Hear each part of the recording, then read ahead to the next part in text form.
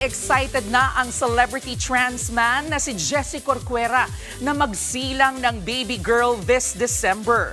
Hindi raw maipaliwanag ang kanyang nararamdaman sa kanyang pregnancy journey. Nasa frontline ng balitang yan, si Julius Babaw.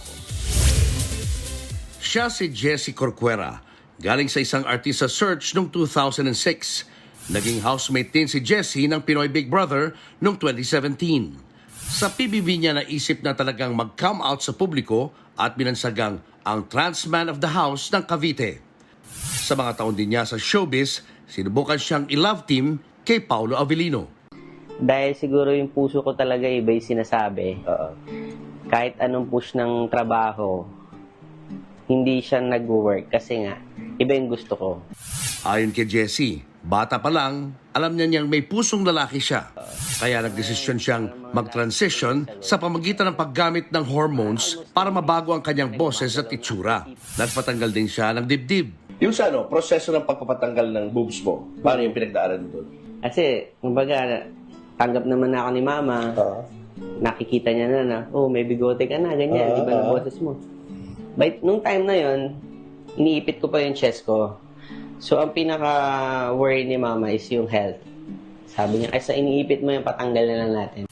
Pero dahil sa kagustuhan ni Jessie na maging isang magulang, nagdesisyon siyang magbuntis sa pamagitan ng artificial insemination. At baby girl ang kanyang dinadala.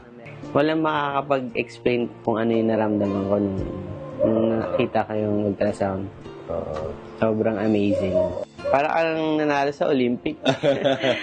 Ang darating na Pasko ang magiging pinakamasayang Christmas ni Jessie kasama ng bagong miyembro ng kanilang pamilya. Ang journey ni Jessie mula sa pagiging isang babae hanggang sa maging trans man. Buong mapapanood sa Julius Babaw Unplugged YouTube channel. Mga kapatid, ito po ang inyong K-Alaman Queen, Kalad Karen. Always remember na ang K-Alaman ay K-Yamanan. Kaya para sa latest showbiz news at dagdag impormasyon, mag-follow at mag-subscribe sa social media pages ng News 5. Okay?